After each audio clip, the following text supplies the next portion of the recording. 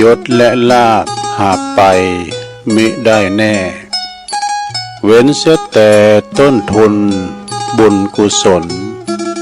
ทิ้งสมบัติทั้งหลายไว้ปวงชนร่างของตนเขายังเอาไปเผาไฟ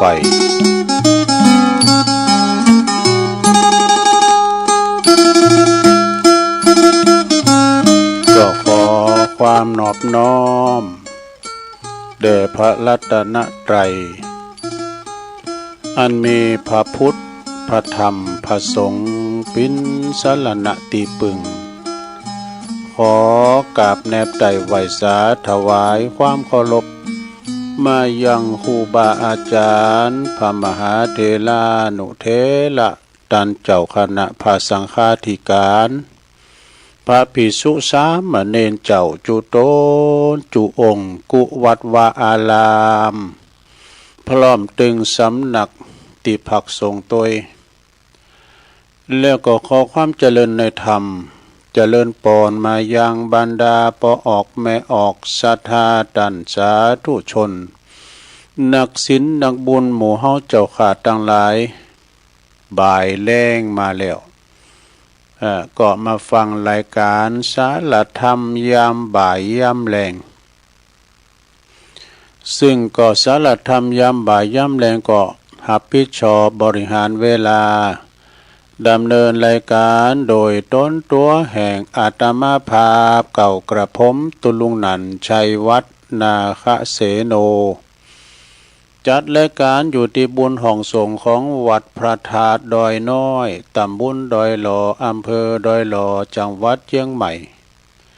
มาปบมาปะกันในยามบ่ายยามแลงเนาะยามบ่ายยามแลงนี่ก็มาเข้ารายการทำกลางอากาศครึ้มเนอท้องถิ่นตั้งเฮานี่นะถ้าโตกันหมดอะฝนก็ตกสินั่นตั้งมาคืนมาเลยซะนะเต็มเดือนนี้ยอบย่างแต่มันหันตะวันมา2 วัน 3 วันไฟโซลาร์เซลล์ก็มอยเต็มที่เนี่ยมันได้รับแสงแดดจ้ะก็เหมือนกันนะศรัทธาเฮากันเวลาอย่างอี้น่ะมันคุ้นมันขีมเมยวะเพิ่นว่ามันได้โหดตากแดดจ้ะนะครึ้มฟ้าครึ้มฝนมันอึดจืดนะคุณถ่อมกล่าวมันอากาศมันอึดจืดตุไอ้น่ะมันทำให้คุณปิ้นเมยเป็นไข่พร้อมยังก็มันนอนรับนั่นน่ะนี่นะอากาศมันปิ้นใจแบกหมอนฉะนั้นก็มันจะเหมือนกันหมดเลยเพิ่นว่าพายุเข้าไอ้น่ะโอ้ฝนปีนี้ก็ดีล่ำดีเลยล่ำป้ายทำให้ฝนตกน้ำนองดูน้ำโถมเพิ่นเนาะมาปะกันแล้วศรัทธาญาติโยมที่จริงนี่เป็นรายการของอาจารย์พระครูเพิ่น ของอาจารย์พระครูอภิวัฒนวิกรมผู้อำนวยการคืนสีขาวเฮาแล้วก็ผู้ร่วมสนทนาบางทีก็จะเป็นท่านพระครูสุเมธธรรมเสวีนะลมรายการโดยเปิ่นแล้วก็เปิ้นมาจัดบ่ได้นะอาตมาภาพตุลุงก็ได้รับสัญชานุญาตคืออันกับอันท่านพระครูอภิวัฒนวิกรมเปิ้นว่าคือตุลุงบริหารเวลาไปก่อนเด้อเห็นน่ะตุลุงก็ไปไหนก็มาเข้ารายการนางอู่นางจาก็ปออกศรัทธาเนาะเอาว่าฝนตกฟ้าย่อยซ้ำพองเปิ้นก็ไปไหนก็ฟังแก่งอมแก่เงากันไปแต่ระยะมอแรงคุณฟังก็บ่ป้อหลายซะนะเหมือนเจ้าเหมือนคืนเนาะเปิ้นอยู่กับบ้านกับจองกันเนาะขอไปตั้งคืนบุญกันเด้อศรัทธาคืนบุญสถานีแต่ละคืนในเครือข่ายที่เปิ้นรับสัญญาณรายการธรรมะชงเวลาตั้งแต่ 15 ถึง 17 นาฬิกาเนาะก็ขอขอบคุณสถานีวิทยุคลื่นธรรมะของชุมชนวัดห้วยตองซักตำบลคงเปาจอมตอง FM 98.75 เมกะเฮิรตซ์เนอะส่วนไต่สายไต่ก็ฟังกลางวันได้แล้ว ขอบคุณสถานีวิทยุคณะสงฆ์อำเภอฝางจังหวัดเชียงใหม่เนอะ FM 100.25 เมกะเฮิรตซ์ พี่น้องตั้งเมืองฟังไม่อายใส่ประการก็ฟังกันมากโป่งหลงหลายคืนวัดพระบาทอุดมเนี่ยรู้เปิ่นไปไกลแผ่วหลายด้อยเหมือนกันนะปวดแผ่วด้อยลางปวดก็ขอบคุณสถานีวิทยุคลื่นพระพุทธศาสนาการศึกษาและวัฒนธรรมวัดไฟหินเนอร์ FM 104.50 เมกะเฮิรตซ์อันนี้ก็องค์คลงในเมืองเปิ้นก็ฟังกันครอบคลุมกันหมดขอบคุณสถานีวิทยุมนต์เสียงธรรมวัดบุปผารามอำเภอแม่แจ่มพุ่นนะ FM 106.25 เมกะเฮิรตซ์เด้อก็แม่แจ่มก็ฟังกันหลายขอบคุณสถานีวิทยุมจลนะคือว่ามหาวิทยาลัยสงฆ์นครลำปางวัดบุญญาวาสวิหารเด้อ FM 106.50 เมกะเฮิรตซ์เด้ออันนี้เมืองลำปางเขลังนครก็ฟังกันหลายเนาะแล้วก็สถานีวิทยุวัดหนองกายนะวัดหนองกายนี่อยู่อำเภอแม่แตงเด้อศรัทธาญาติโยมวัดหนองกายนี่ก็วัดใหญ่นะเปิ้นมีเข้าปริวาสกุปีนะศรัทธาญาติโยมอันนี้ก็เป็นคืนบุญแต่ละคืนที่ได้ประกาศไปนี่นะก็ต้องขอขอบคุณทางเจ้าหน้าที่สถานีวิทยุดีเจที่เปิ้นควบคุมทางคืนบุญเปิ้นก็กล้องสัญญาณนำเอารายการครูบาอาจารย์กูต้นกูองค์เอาไปออกสถานีแล้วก็แผ่พายกระจายเสียง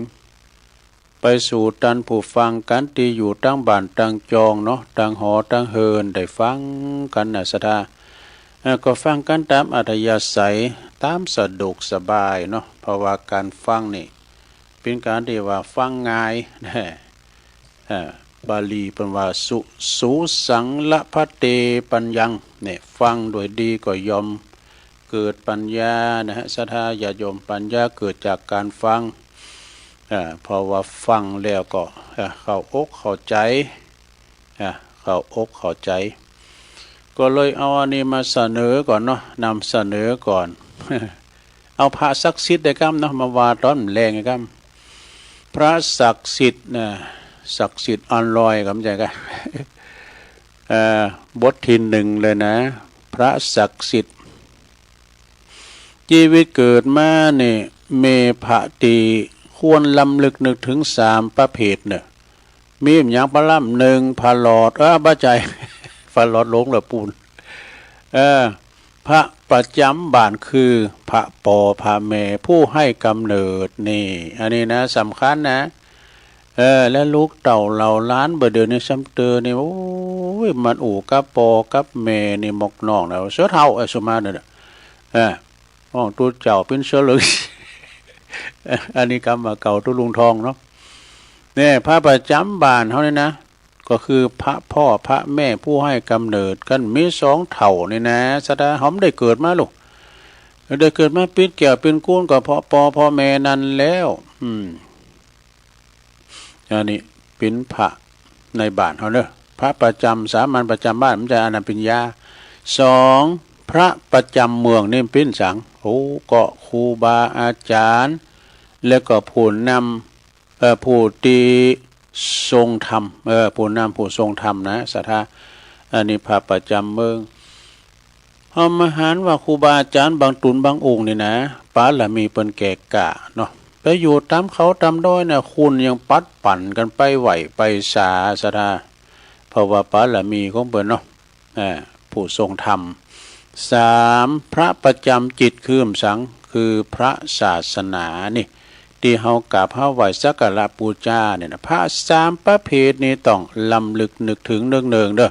เป็นประจำอยู่ใจมุมเนี่ยมองมุมที่ก่อนจะไปแสวงหาพระศักดิ์สิทธิ์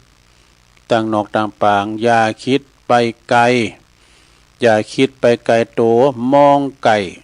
ตัวนั้นแหละคือจะเป็นจะบ้าใดพลั้งและเผลอเนี่ยเปิ้นถามว่าไอ้เนาะ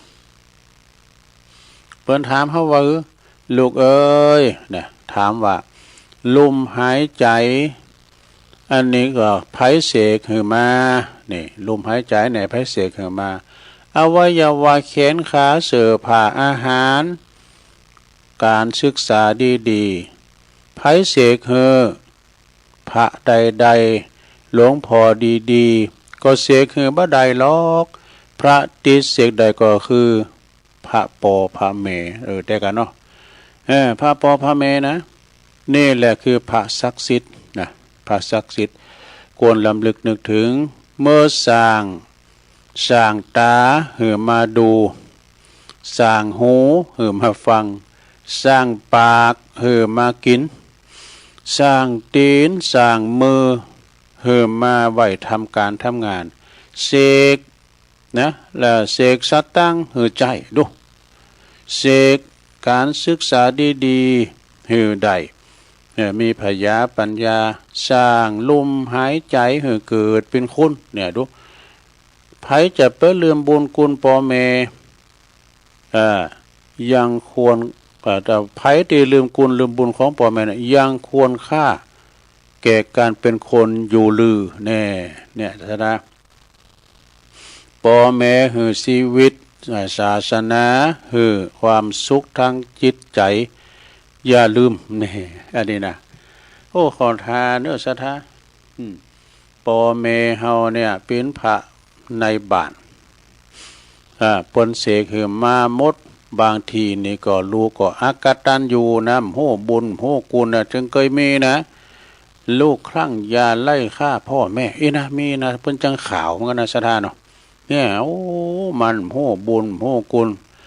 เนี่ยเพิ่นเสกมาละเสกหยังมาอวัยวะแขนขาแขนขาก้าในเสื้อผ้าอาหารเนี่ยดูเสกตีนเสกมือหือเอามาตบมาตีพ่อแม่ทำเนี่ยดูเสกปากมาหือเอาปากมาด่าพ่อด่าแม่สะดาอย่าเสกตามาหือแปลงตาหมกใส่พ่อใส่แม่ด่าโดยสายตาก็มีนะสะดาเนาะต้องไปหอล้อเปิ้นด่าโดยสายตาเขาดึงหูดูเปิ้นด่าโดยสายตาพอตามันบอกบุญหับดูนะพอตาหมกมันพออย่างตาหลุดแลนตาใสหมับอันนี้แล้วเนาะขอคิดเนศรัทธาญาติโยมทั้งหลายเราจะไปดีลืมกันพระคุณปอพระคุณแม่นะจะไปไหวใส่บาตรที่ไหนก็ตามเถอะนะร้อยวัดปันวัดตักบาตรใส่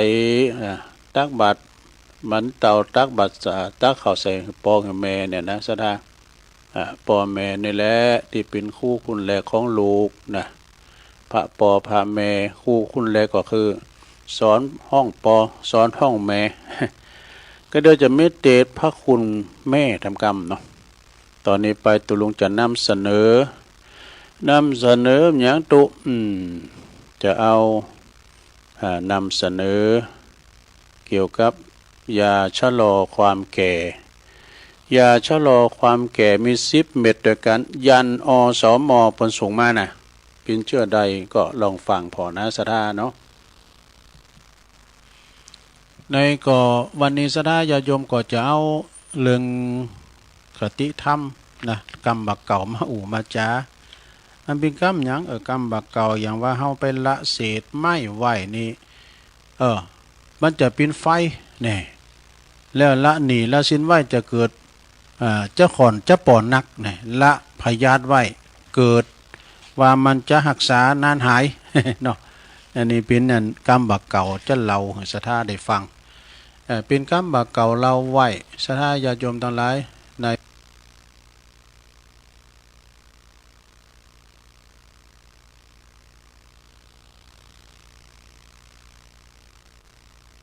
มีอยู่10 เม็ดด้วยกันเนอะยาชะลอความแก่นะเม็ดที่1หืออภัยกันเนอะนักนิดเบาหน่อยก็หืออภัยกันเตอศรัทธาจะไปจังกันจังมันเตออีน่ะมันถึงแป่ห่อแป่มานหมดอ่ะนะจังมันเตอนะมันเป็นอย่างมันว่ามันจะจีนปิดพุทธไปเป็นตินแต่บางคนมันทำใจบ่ได้นะศรัทธาเนาะทำอกทำใจอภัยหือกันไปนักนิดเนาเบาหน่อยก็อภัยหือกันไปเม็ดที่2ใจเย็นเข้าไว้ใจเย็นเนอะศรัทธาแต่ใจเย็นเนี่ยได้เปรียบนะ คุณใจห่อเนี่ยโอ้เสปีเปิ้นเนี่ยจะตัวลุงทองวัดโสภณารามเปิ้นว่าโอ้คนใจฮ้อนเนี่ยบ่ดีนะไอ้ดอกลกหอมมาเปิ้นเฮ้กิโล3 บาทต่อเปิ้น5 บาทเอ้าเปิ้นเอาก็เอาขาย5 บาทพวกนี้ขึ้นไป7 บาท8 บาทบ่เพราะค่าเปิ้นฮู้เนาะราคามันได้ขึ้นต่อลุงเปิ้นฮู้ดนะอันนี้คุณใจฮ้อนยินไปก่อนกันเด้อเอาเขาก่อนทำเด็กก็ยินแล้วผมได้นะเปิ้นมาหือ120,000โตยังลำไยแต่ขายเมาได้จ้าโอ้ยินไปก่อนเด้อยินไปก่อนเด้อโตของพวกนี้เราลดหวามกะเพื่อได้ฟังกำตุใจเย็นเด้อข้อที่2ยาเม็ดที่2นะใจเย็นเข้าไว้ยาเม็ดที่3คลายวิตกนะไปวิตกกังวลยังได้ลงเด้อวิตกคือความวิตกปิ้นโหงเขาน่ะลูกหลานอนาคตเขาจะปิ้นจัดใดจ้าตัวเขาเยบะกินแอวจ้านยิ้มสั่งอนาคตอนาคตยิ้มซอเบหาเงินนี่นะได้อยู่ไหนก็อยู่คุ้นจอกคุ้นแจกก็งุ่มกดกันนี่ก็มันจะมาเดิมต้องไปขาดหวังต้องวิตกนะมันปูนขอดมันจะได้ดีลงเนอะนะมันปูนขอดมาก่อนข้อยาเม็ดที่4เนี่ยพกอารมณ์ขันอารมณ์ขันก็คือศีลตื่นไข่โหนะลงเนอะแต่ไปไข่โหวันคำเพราะสูงส่วนปุ้งนะมึงไข่โหนะเพราะว่าพกอารมณ์ขันยิ้มแย้มแจ่มใสนะศรัทธาญาติโยมทั้งหลายจะไปหนากึกมึกพออย่างโง่สูกนะแพ้มเขาไก่ยาเม็ดที่4นี่พกอารมณ์ขันยาเม็ดที่5ล้อมมันบริหารกายจิตเนอะนี่บริหารกายก็คือออกกำลังพองกะคุณแก่เขาเนี่ยนะแขวงแขนก้าปั่นรถถีบก้านี่จากซ้ายได้ยาโอ้ไปหันอันคุณเมืองนอกเนาะแขนก็มีลงกับบนสูงมาพอนะเม็ดจันเลื่อนใสก็หาที่สูงมากพอฮะแขนก็มีดำคีมิมเลยมันนั่นเป็นคุณเมืองนอกคุณก็ขึ้นว่าอันจากยาเจ๊ดมันเอาอันกลางมันนะกับบ่ามันนะเอาแตนมือมันเอาจากยาเอาดีเฮ้ยเกศเสือกำเดียวนะนุ่งเสือก็เอาซุปกำเดียวนะโอ้เขาทาแปรงฟันก็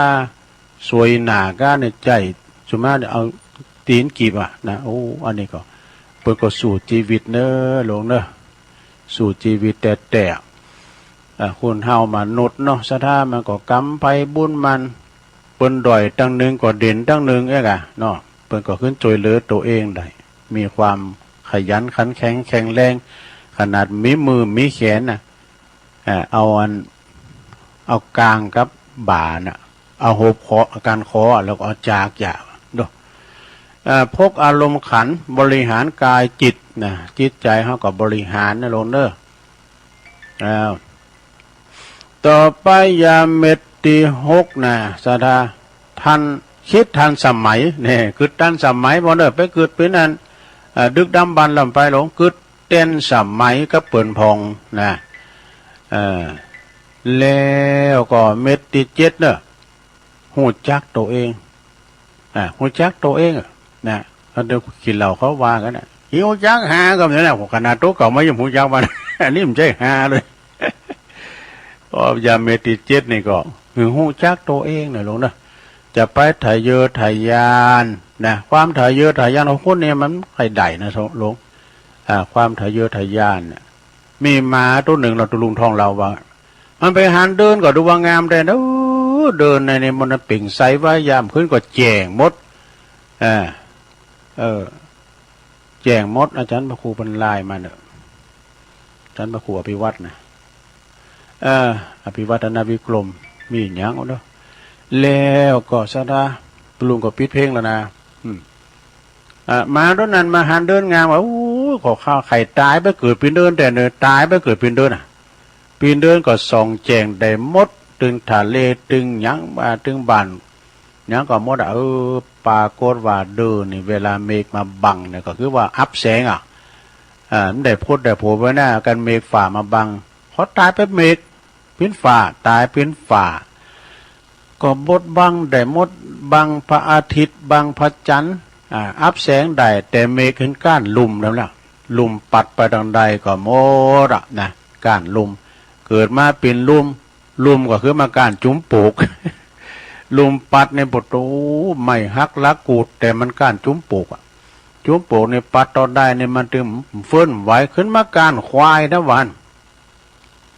ควายเอาตอกมาสีทั้งวันเอาควายเอาเขามาควิดปองไงอ่ะนะตายมาเกิดเป็นควายนะควายก็ควิดได้หมดอ่ะเก้าอยู่ก็กล้วยก็ควิดได้หมดอ่ะควายมันการยังการเจิกได้หมอเจิกมัดติดลักติดก็ไม่ก็จะควายไปทางใดมันได้แถมแล้วสะทาพอตายเกิดมาเป็นเจิกเนี่ยเจิกก็มัดได้หมดอ่ะมัดจ้างก็ได้เจิกเล็กนะ มัดควายก็ไปทางใดคำได้ตายมาเกิดเป็นเจิกแล้วก็ยังเขี้ยวครับก้านหนูได้แล้วเนี่ยหนูมาคบเจิกพูดอยู่เนี่ยพญาราชสีห์มันตกบ่วงงานแห้วของงานนายพราน ก็ได้หนูได้ดูมาจอยคบให้มันป่นจากบ่วงงานแห้วบ่วงแห้วของนายพรานเนาะขอเกิดมาเป็นหนูดำก้ามลอยน่ะหนูขึ้นมาโกมแมวเท่านั้นแมวโกมอย่างโกมหมาเป็นหมาดีกว่า เป็นตัวของตัวเองเด้ออันนี้ยาไม่ได้เจ็ดคือรู้จักตนเองนะจะไปทายโยทายาต่อไปยาเม็ดที่8ลง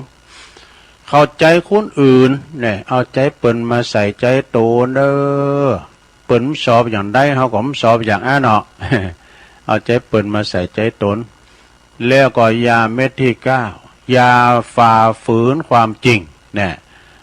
มีความจริงยาฝ่าฝืนยาเม็ดสุดท้ายยาเม็ดที่10สงบนิ่งให้เป็นเนี่ยสงบนิ่งให้เป็นนั่นก็คือหมายความว่าคือเฮาสงบอย่าสยบความเคลื่อนไหวนะเนาะนะขอบคุณยันอสมด้วยนะไหวสาครับนี่นะเปิดว่าเอาออกรายการโดยเนอะครับเนี่ยตูเอาตูเอานี่ก็ออกแล้วเนอะยันอสมตูเอาเนี่ยเปิ้นกลมหูฟิกัสบนนั้นอยู่ไหนอะลำปางจ้ะบอกฟิกัสมาด้วยเนอะอยู่ตั้งใดนะเอาแล้วเนาะตุลุงจะใช้เวลาเหมือนภาวะ ทำก่อมเพราะยาวชัดต่อใดเป็นธรรมปัจจัยทั้ง7นะหรือว่าใจยะทั้ง7เนี่ยเป็นธรรมสืบชะตานะลงเนอะตุลุงจะสืบชะตาเหรอนะบ้านจองหอเฮิรนเนี่ยกันได้ยินเสียงน้ำเสียงธรรมเนี่ยก็เปล่งใสไว้ยะขจัดปัดเป่าโพยภัยอันตรายสนิททั้งหลายหอมหายไปนะลงเนอะอยู่ดีมีสุขกันเนาะเพราะจานน่ะนายปล่อยโป่งมาลาธนาธรรมกรรมนิพพานังเยนากัลลังลัมมังเยนาคาใสยังบันดิโตตังโนมากังอุติสิตุงธรรมมุตตมังปัจจังอาลาธานังกาโลมาฟังธรรมไปสักบึดนะลงเด้อนะโมตัสสะภะคะวะโตอะระหะโตสัมมาสัมพุทธัสสะพุทโธสติมาโตธัมโมสติมาโตสังโฆสติมาโตพุทธานุสติธัมมานุสติสังฆานุสติสัพพทุกขาสัพพภัยยาสัพพโรคาสัพพอันตรายาวินาสันตุโปตาวาจาบาลีธรรมบทนี้กันว่าผู้กันละผู้ใดได้จำเริญสั่งว่าสวดที่ยายก็ดีก็จากพ้นจากสัพพทุกโศกโรคภัยอนตันลายต่างหลายต่างเป็นตนว่าความโศกความเศร้าหมองใจอยู่บ่ม่วนกินบ่หวานเป็นขอเป็นไปก็จักลำงับกับหายไปเสียงด้วยเตจะบุญอนุภาวาแห่งทิพโมนะอันนี้จันแลสัทธาสุเขนะละขันตุพุทธานาสันติ ป าลาตุวังอากาถาบทอันนี้กันว่าปุกกะละผู้ใดได้จำเริญนะ และสวัสดียายจุวันกาจักอยู่บุตรีจำเริญก็จักได้รับความขมขางรักษาของพระพุทธเจ้าจะแลเต็งกายุโกตุยหังหนตุสัพพโลกาวินาสันตุปากาถาอาบาลีอันนาคาถาบาลีธรรมนั้นพระพุทธเจ้าบทนี้กันว่าปุกกะละยิ่งใจผู้ใดได้จำเริญสวัสดียายภาวันนาตุข้ำเจ้าก็จักพ้นจากยังพันญาทิโลกาสัพพะอุปาทวาอุนตัดลายตั้งโมนะก็จักลำงับกับหายไปเสียงแลเอเตอันตัลลโยวินาสันตุเตพระคาถาบทนี้กันว่าปุกกะละผู้ใดได้จำเริญสวดที่ยายก็จักหายยังขอเกณฑ์เวรภัยเวรโทษอนตลายก็จักลำงับกับหายไปเสียงจะแลพุทโธสติมาโตสัพพะโจลังสัพพะอันตรายโยวินาสันตุเตพังคาถาบทนี้กันว่าปุกกะละผู้ใดได้จำเริญสั่งว่าสวดที่ยายปัลลิกรรมภาวนาแม้นว่าโจรผู้ร้ายสัพพะอุนตะลายตั้งหลายอันจักมาเบียดเบียนหิงสาละวีย่ำยีที่อยู่ที่กินบ่อใดก็จักลำงับกับหายไปเสียงจะแลถ้าพุทธังสาลานังปัสสะธรรมังสาลานังปัสสะสังฆังสาลานังปัสสะมหาสัมภาวิอวิจจากุนังธัมมังสาลานังสวาหะมหาเตจังสาลานังสวาหะคาถาธรรมบทนี้กันว่าปุกกะละผู้ใดได้จำเริญสวดทุกวันแม้นว่าเป็นข้อเป็นภัยอุบาทตัวกูถูกตัวเปิ้งตัวจนหลังถูกด้วยสิบปากุลต้านไปต้านแปลงโดยอาคมคุณอาศัยคนใส่ผีใส่ถูกด้วยตังบกก็ดีตังน้ำก็ดีตังไปบนหนอากาศก็ดีโดยอนุภาวาติปามนอันนี้ก็จักได้ปัดเสียยังเคาะไปตั้งหลายสัญญาจังไลหือหายไปเสียงจะแลอมสติใจยังสัพพจันตุทุกขัสสะทุกขาตุงสุนักตังสุมังกะลังสุเขนะจะมหาใจยังภาวันตุเตสัพพตาสัพพตากาถาบทนากาถาธรรมบทนี้กันว่าปุกกะละผู้ใดได้จำเริญสวดที่ยายาไปไวยทุกคำทุกเจ้าก็จักจำเริญนะด้วยไปด้วยโลไปด้วยโภคะเขาของสัมปติเขาเปลือกเขาสารจ้างม้างัวควายเมลาภาษาการมีความสุขกายสุขใจถึงไปในและไปนอกไปด้วยปีไปด้วยเดือนไปด้วยยามนะหิมากะคืนตามอัตตาภาวะแห่งตนไปเสียงจิลาการอันนั้นนักแล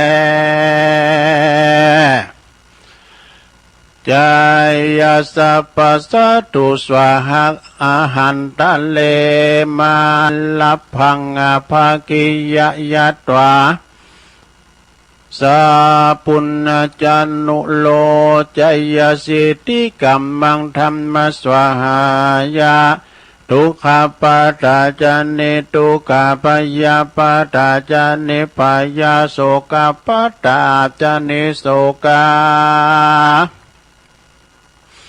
โอนตุสเปปินโนกัฏฐธรรมบทนี้ปุกกะละยิ่งใจคันลือหัดนักบวชผู้ใดได้จำเลินทุกคำทุกเจ้าถึงวันก็จักมียศธามีโยธาบรรดาศักดิ์มียศปาลิวานอันมากนักจะแลก็จักมีเขาของเงินคำมากนักแลบ่อยาจะเล่นนาสปาพุทธานุภาเวนะ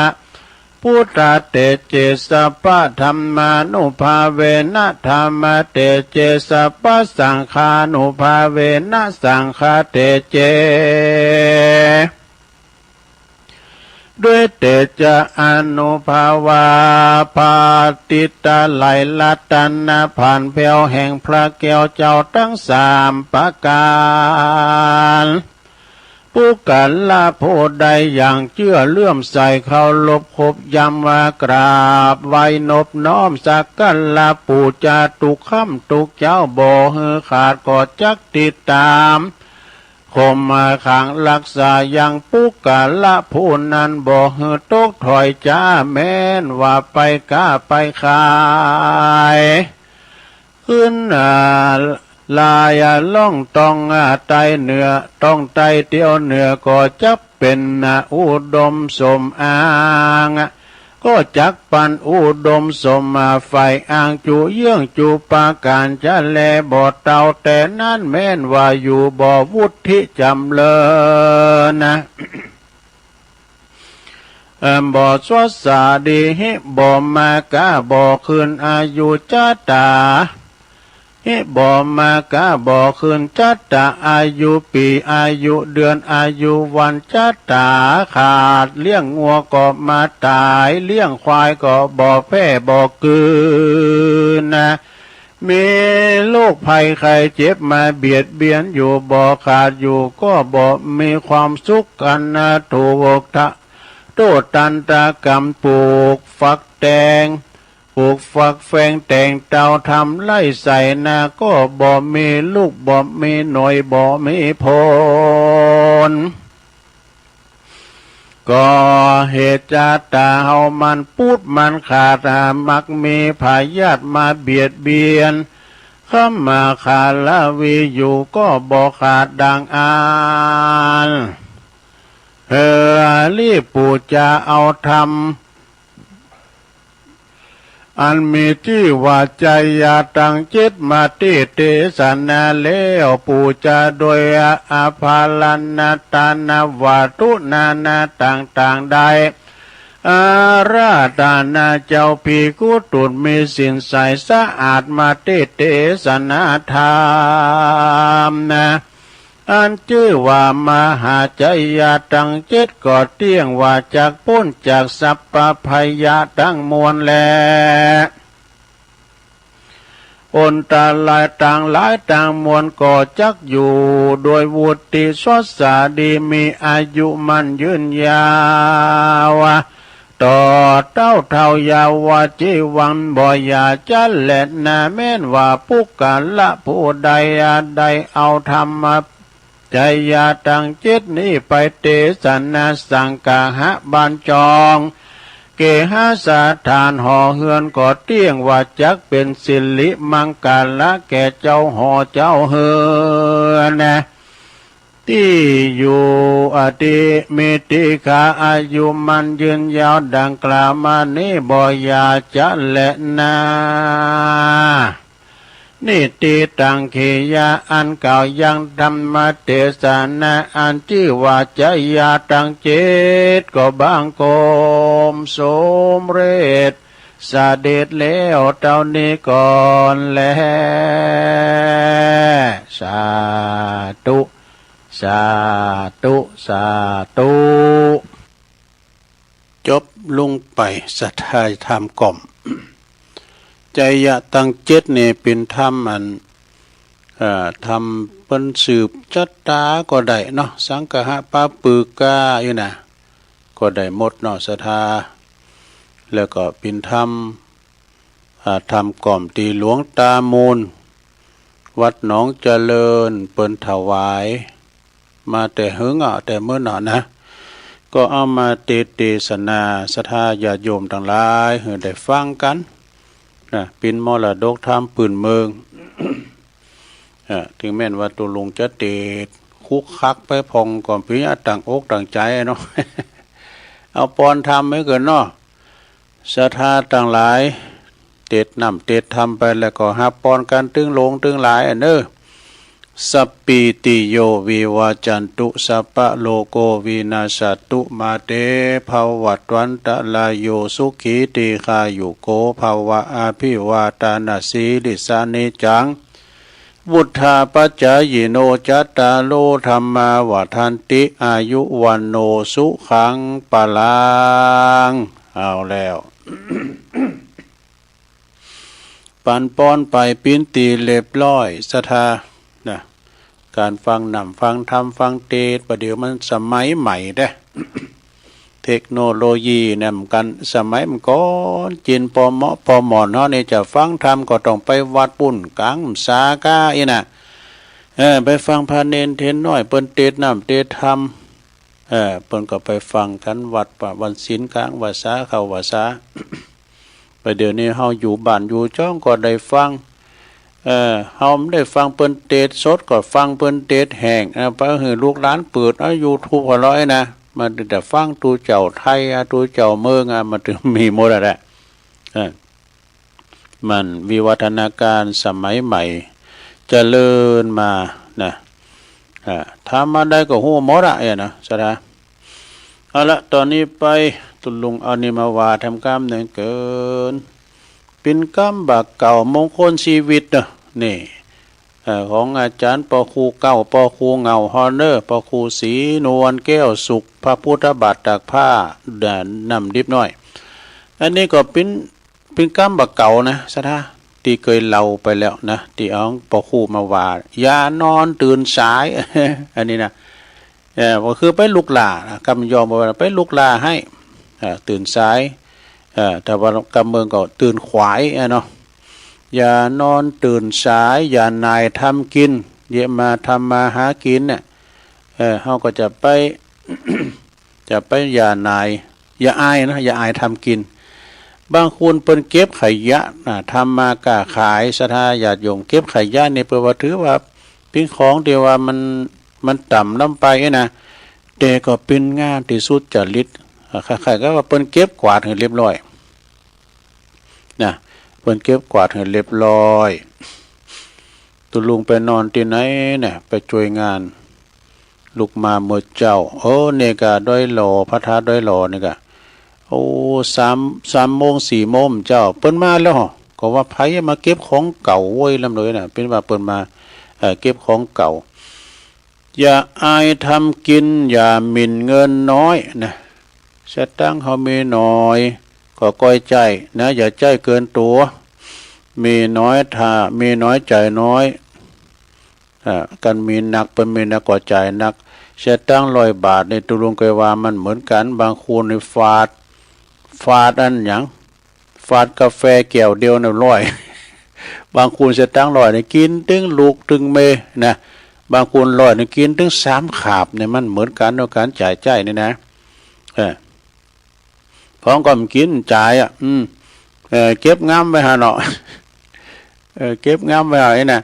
ก็จ่ายไปผ่องเนาะอย่าหมิ่นเงินน้อยอย่าคอยวาสนานี่อย่าไปคอยวาสนาเนาะอย่าเสวนากับคนชั่วคุณตีบอดีนี่จะไปอู่กับนี่นะอย่ามั่วอบายามุกนี่อบายามุกแห่งความชิบหายหลายอย่างด้วยกันนะอย่าสุกก่อนหามนี่อย่าสุกก่อนหามก่อนมันเนี้ยก่อนพ้นละหมักละไม่เนี้ยก่อนตามไปลงเนาะก็มันแต่สุกเลยนะมันหามมันเหิมก่อนดูเพราะว่ามันตึงแล้วก็นะน้อยแน่นะมันพอละก็มันตึงแล้วก็นะน้อยแน่ก็มันนั้นมันแตกตามันห่างเพราะมันไก่จะสุกเลยนะเด็ดไปอุกก่อนนี้เด็ดไปอุก อย่าสุกก่อนหามอย่าพร่ำก่อนทำเนี่ยอ้อมอีนะโอ้โหขี้เขียวก็ทำได้หมดอะไอ้นะสารติ้นสารเสเวนได้หมดอะไอ้นะลุงทองบอกสารเสเวนเอาอยู่ด้านในสารข้าวหอมได้น้องเมย์มันก็ห้องมาไอ้เคยพี่เคยมากี่ข้าวพี่วะมากี่ข้าวบะก็เดียวกันมาได้กินมาหัวเบยหันกับฟ้ากับดินก็เดียวกันมาห้องแล้วไอ้น่ะไอ้ใจไอ้มาพี่เคยพี่ว่ามากี่ข้าววะไอ้น่ะมันก็ลองถามละอ่อนน้องว่าเคยจะออกอะไรนะโอ้พี่เคยก็ปืดออกทั้งลุ่มนะกะแต่กับมวยปืดออกทั้งลุ่มอ่ะเนี่ยนะพยามันเหมือนกันนะจะได้เนาะเกือบได้กินของง่ายนะถึงไหน อย่าพร่ำก่อนทำอย่าลำก่อนเพลงนะเพลงมีหันตึงก่อนนะลุงมีเครื่องเสียงเนาะสมัยตู่แดงแล้วเนี่ยมีเครื่องเสียงและพอดีพอเจ้าเปิ้นจะมีงานฟอด ตอนนั้นเปิ้นยังดังกันแท้เนาะเปิ้นยังมีแห่อันอย่างงานอย่างที่เปิ้นแห่ไปยุกเตอเอาเพลงเอาลำโพงไปแล้วก็เอาไปเปิดเครื่องเปิ้นจะ ก็กำลังกอเทปแล้วปืดพอน้อยนะปวดตื้อปิดบะจะล้ำแล้วบ่ก็ปอดเจ้าเยาว่าฮ้อนแล้วก็เดียวไหนกำลังกอเทปสมัยเทปดกลองเปิดพอน้อยเนาะเพลงนั้นแต่เพลงนั้นออกด้วยเพลงเนี้ยก็ภาษาไว้ ก็ว่าตื้อปีนบะแหละแต่ล้ำแล้วว่ายังมามอเลยนะถึงไหนอย่าล้ำก่อนเพลงอย่าข่มเหงผู้น้อยผู้น้อยผู้ด้อยโอกาสในสถาไปข่มเหงเปิ้นหนอสถาเนาะอย่าคอยแต่ประจบนี่อย่าคบแต่เศรษฐีนี่คบเศรษฐีก็ดีนะหมอจะเฮือนก็หัวอย่าดีแต่ตนตัวอย่าดีแต่ตนตัวคนอื่นบ่ดีหมดดีกันตัวเก่านะอันก็เปิงอย่าชั่วแต่คนอื่นเนี่ยเอาดีใส่โตเอาโซใส่คนอื่นเนี่ยกันเนาะอย่ามินอย่าฝ่าฝืนกฎระเบียบนะกฎระเบียบเปิ้นตั้งไว้นะกฎระเบียบของสังคมเปิ้นตั้งไว้เฮาจะไปฝ่าฝืนอย่าเอาเปรียบสังคมเนี่ยจะไปเอาเปรียบสังคมเด้อ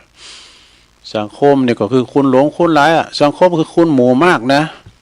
คุณมีมากวงหลงหลายเฮาจะเอาทำอย่างตามอำเภอนำใจเฮาบัดใดนำสะดาอย่าท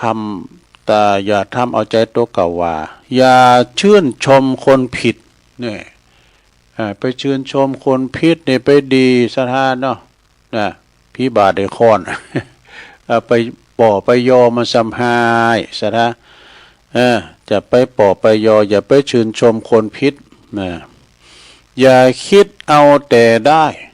นี่เอาใจเปิ้นมาใส่ตัวเปิ้นได้เฮาได้นี่นะเปิ้นเฮาได้เปิ้นได้เนี่ยก็มาอยู่กันบ้าโมนเงินคำกำเกี่ยวนี่นะสะดามันพิษกันก็ย้อนเงินคำกำเกี่ยวเนี่ยเสตังเนี่ยเป็นกระดาษแต่มันบาทคุณนะเงินทองนี่หรือคือกระดาษนะถ้ามีเงินแล้วไปแอวตลาดใจซื้อข้าวซื้อของได้ถ้ามีเงินมีทองก็มองสอกตอกนี่นะมีเงินมีทองเป็นกระดาษมันก็บาทปีบาทนอกบางทีเนี่ยสะนะขาฟันบาดแตงกันตึงมือเดิมก็ย้อนเบ่งเงินทองเนี่ยนะสะนะอย่าใส่ร้ายคนดีเนี่ยเปิ้นดีแต่ใส่ร้ายเปิ้นนี่นะอย่ากล่าวว่าจีมุสาเนี่ยอย่านินทาพระสงฆ์องค์เจ้าเพราะว่าเราขวัญอย่างนี้มันโมนต่อเราขวัญตุเราขวัญผ่านนี่ก็ถ้าแต่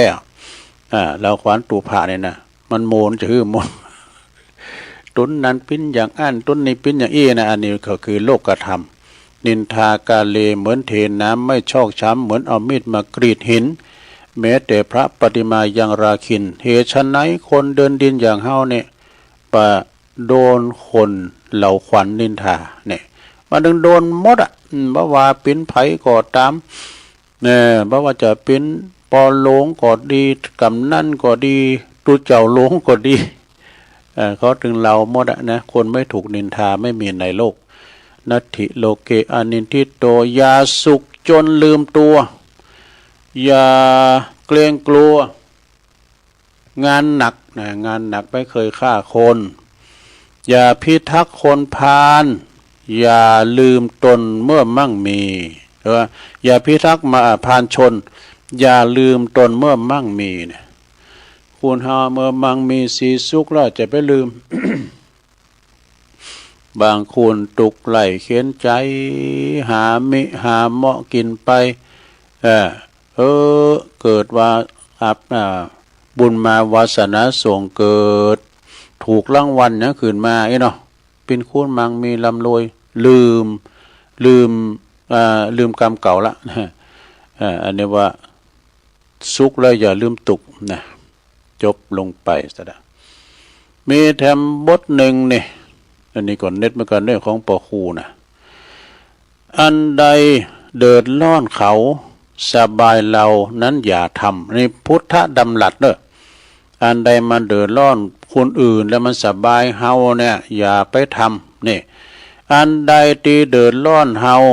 สบายเขาแล้วก็อย่าไปทำอย่าไปทำอันใดตีมันเดือดร้อนเขา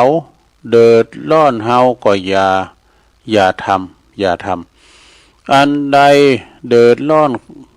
เขาแล้วก็เดือดร้อนเฮาโดยก็จงพูดอันใดเดือดร้อนไม่เดือดร้อนเขาไม่เดือดร้อนเราจงพูดจงคิดนะจงพูดจงคิดและจงกระทำเถิดเพราะว่าเปิ่นว่าเป็นแห่งกรรมนะเพราะว่าสัตว์โลกนะเพราะว่าหนึ่งสัตว์โลกยอมปินไปตามกรรมสองกรรมยอมจำแนกสัตว์หื่นเลวซามและก็ปานิได้สามทำดียอมได้ดีทำโชว์ยอมได้โชว์สี่ทำดีอันคนดีนั้นทำง่ายเนี่ยความดีนะคนดีทำง่ายแต่คนชั่วได้ทำยากนี่ห้าความชั่วไม่ทำเลยดีกว่าสาธุนี่อันนี้ของปอคูเนอะปอคูเก่าปอคูเงาปอคูสีโนนแก้วสุกจากปุ้นนำดิบน้อยนะส่งเข้ามาสถานได้ฟังกัน ก็จะมีเรื่องเราทั้งอยู่หลายเนาะศรัทธาญาติโยมทั้งหลายในตอนสองก็จะเสาะมาแถมอยู่ในมือถือคนดอยนกยุง เมตตาธรรมหลวงป่อพระครูสันติเจติยากรวัดเกตการลามเพิ่นก็สูงมาเหมือนกันเดี๋ยวจะเรียบเรียงพอก่อนเนาะหลายทันนะ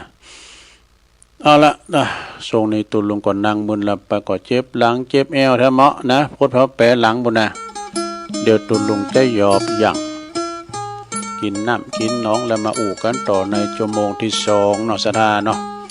ให้ฟังหมุนขึ้นไปนะเดินเด้อย่างกำเดียวเกินเจริญปอน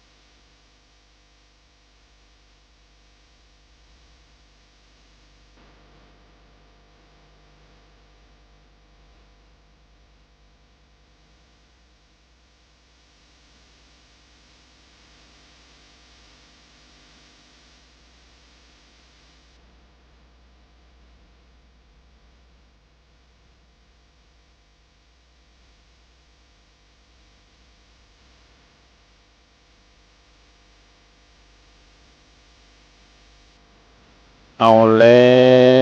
วสัทธาญาติโยมตั้งหลายเนาะตัวลุงก็พักเบรกพักครึ่งก็ยังวานนางมุนก็เจ็บหลังเจ็บแอวยกย้ายแค่ตีเตียวไปเตียวมายืดเส้นยืดสายเนาะแล้วก็มานั่งอู่กันต่อในชั่วโมงที่สองขณะนี้ท่านทั้งหลายก็กำลังฟังรายการสารธรรมยามแลงยามบ่ายรายการนี้ก็มากวนวันจันทร์ถึงวันศุกร์เนาะวันเสาร์วันอาทิตย์ก็เป็นรายการอื่นไปตามปกติก็จะเป็นรายการวันพุธเนี่ยของท่านพระครูอภิวัฒนวิกรม แต่เป็นกิจศาสนากิจนะก็เลยมอบหมายถวายเวลาตุลุงบริหารไปบ่หือศรัทธาได้งอมได้เงากันไปว่าทรงนี่มันบดมันมืดด้วยเนาะฟังไปก็รับไปนะศรัทธาญาติโยมทั้งหลายฟังไปก็รับไปเพราะว่าอากาศวันนี้นี่ครึ้มฟ้าครึ้มฝนตลอดบรรยากาศปิ้นใจให้รับให้นอนจ้ะบางคนก็โฮมรับโฮมนอนไปนะแต่เจ้าลืมบอกวันเดือนปีวันนี้มาปะกันก็ตรงกับวันพฤหัสนะวันพุธเนี่ยวันพุธที่19นะวันนี้นะ19อาจารย์พระครูวันนี้19นี่เปิ้นไปนะเปิ้นไปมีงานเหมือนกันนะ18 19เปิ้นเติมได้อย่างสักวันนะเพราะว่าเปิ้นเป็นรองเจ้าคณะอำเภอเนาะสเตก็ไปเป็นตัวแทนหลวงพ่ออำเภออย่างนั้นวันที่19ของเดือนพฤศจิกายนพุทธศักราช2568มานี่ศรัทธาเอ้ยจะสิ่งปีทำแล้ววันนี้ก็เป็นวันโกนหรือว่าวันห่างวันดาวันพุกวันที่20เป็นวันเดือนยีดับแล้วเนอะพุกวันสิ้นใหญ่สิ้นโลงเนอะศรัทธาเนอะก็ไปวัดไปวากันเนาะ ไปวัดไปวากันนะเป็นว่าศรัทธาเขาก็จะได้ไปวัดไปว่ากันเจ้านี่ก็เปิดเพลงเมไปกันเนาะ ของพระครูไวยพจน์เพชรสุพรรณไปฟังเพลงก็โมน การนำนุ่มพองกาเรื่องพระคุณแม่พองกานี่เจ้าก็เราเรื่องเมไปกรรมว่าทั้งหน่อยหนึ่งของอาจารย์ท่านพระมหาประสิทธิ์ธรรมาภินันโทวัดจางกำนี่เปิ้นก็มอบหมายหนังสืออันนี้ก่อนเน็ตเด้อแม่นี่เป็นภูมิหยังแม่เป็นผู้ให้เรามีโชคนี่ก็โชคดีที่เขาเกิดมาจากต้องปอต้องเมเฮานะซะนะโชคดีแต่เขาแต่มาเกิดเป็นลูกของปอของแม่แต่บางคนนี่อาศัยต้องแม่มาเกิดบ่ได้นะลืมกุลลืมบุญปอแม่นี่พ่อแม่จะเป็นจะได้ก็ตามเพื่อจะเป็นขี่เหล้าเมายาก็จะเป็นขี่บอลขี่พ่ายก็เป็นปอเป็นแม่เฮานั่นแล้ว เนาะแม่สร้างโลกคือเฮาอยู่เนี่ยซะนะเปิ้นสร้างอนาคตของเฮาไปศึกษาหามเพนวิชาหาความรู้จนจบปริญญาอีน่ะเนาะอันนี้ก็สร้างโลกคือเฮาอยู่แม่สร้างผู้เป็นผู้เสียสละเนี่ยเสียสละผู้อย่างนะพ่อแม่เนี่ยแม่เป็นพระในเรือนเนี่ยเป็นพระเจ้าพาในบ้านได้เดี๋ยวนี้เป็นพระในเรือนนั่นละนะแม่เป็นเพื่อนในบ้านเเปิ้นมันคล้องจองกันแล้วเนี่ยท่านมหาประสิทธิ์เปิ้นเขียนมันคล้องจองกันเด้อแม่ผู้ให้เรามีโชคแม่สร้างโลกให้เราอยู่แม่ผู้เสียสละเป็นผู้เสียสละแม่เป็นพระในเรือนแม่เป็นเพื่อนในบ้านเป็นเพื่อนในบ้านแม่เป็นกรรมกรเก่งงานอะไรกันเนาะเวลาพ่อแม่อยู่เนาะสบายก่อนในลูกเต่ามันหลายเนาะลูกเต่าไม่หลายสถากันแม่อยู่นะทุกมันอุ่นใจอยู่คือนะแต่ก่อนนะเป็นละอ่อนนะแม่ไปกาดบอก6ฝ่าวนะมันเกิดอยู่หัวดอยวันไหนก่อนนะไม่ลดเวลาเนาะลุงตั้งก็ลุงลังไปกันอันนี้แม่หาบุ้งมาเราใจเดี้ยนไปเกิดอยู่หัวดอยหน้าวัดมาเนาะกันมาแล้วก็ได้กินเนอะกล้วยทอดก็ขนมก็เปิ้นซื้อมาหรอเนี่ยก็ได้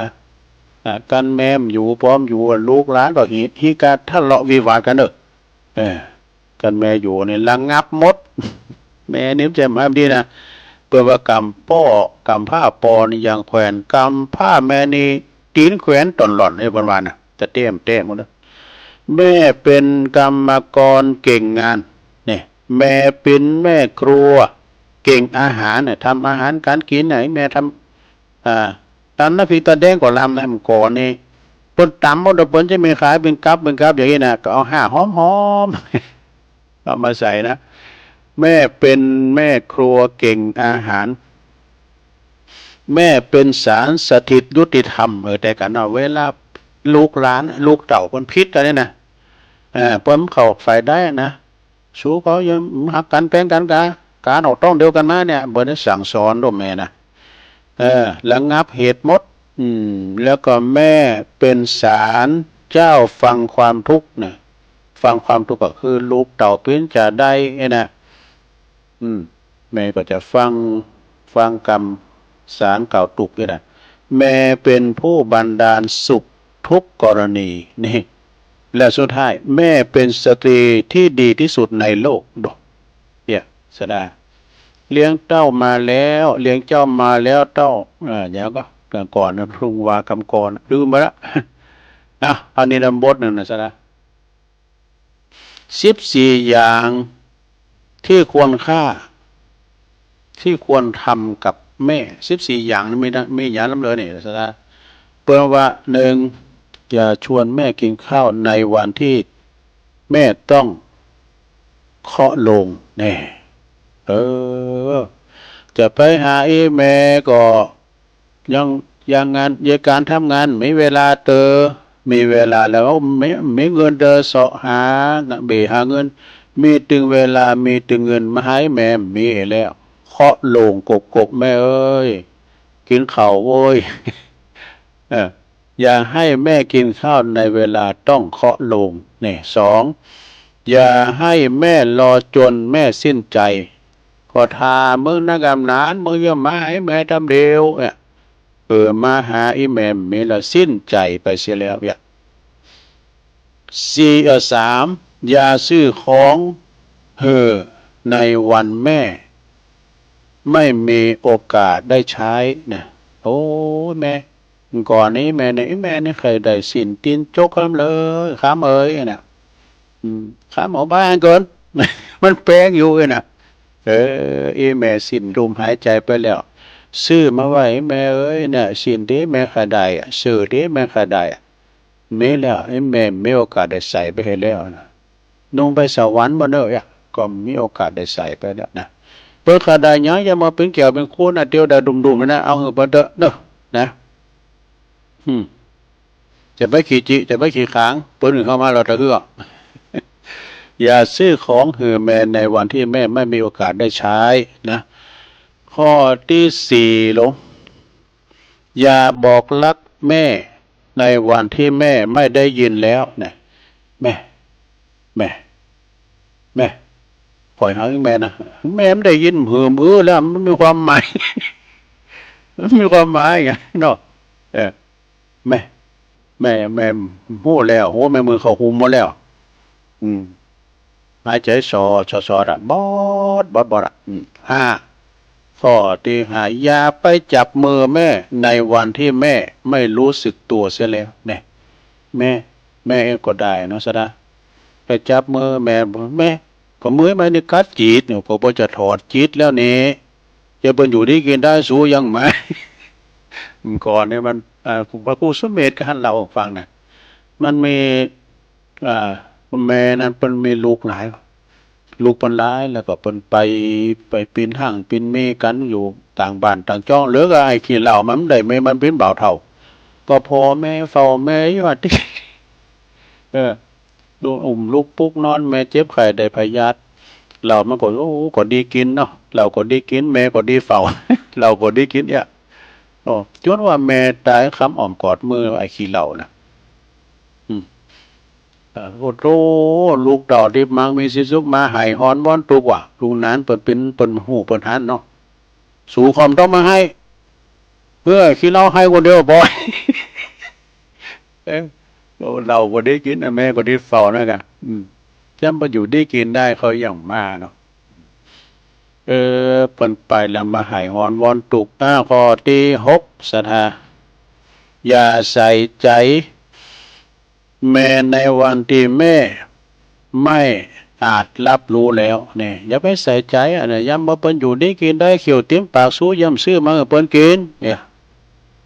เปิ้นเที่ยวดุมๆเนี่ยซื้อซีนมือบ่ร้อยอย่าใส่ใจแม่ในวันที่แม่ไม่อาจรับรู้แล้วนี่ข้อที่7นะโลนะโอ้มี14ข้อแต่จบไปกัน ข้อที่เจ็ดอย่าพูดว่าคิดถึงแม่ในวันที่แม่ไม่หวนกลับมาแล้วเนี่ยไปคือตึงอย่าปิ้นจะได้อย่ามาเปิ้นปิ้นโตปิ้นตินอย่าไม่เอาหาเปิ้นเนี่ยเนาะมาก็แวหันแวเนี่ยแวตุกการลั่นกาดปองก้าซื้ออาหารซื้อแบรนด์มาคือปนก้าอีกอะเนาะเนี่ย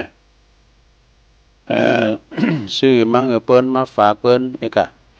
โทรมาหาเปิ้นพองอีกอะนะเนี่ยอย่ารับอย่าเข้าวัดเมื่อแก่อย่ารักแม่เมื่อแม่ตายไปแล้ว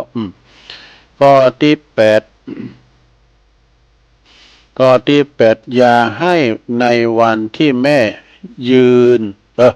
อย่าให้จะไปคือของอย่างอย่าเมยแม่ยืนมือไปหลับบ่ได้แล้วนะแม่ก็เอาเนี่ยก็ได้เปิ้นยกแขนบ่ขึ้นแล้ว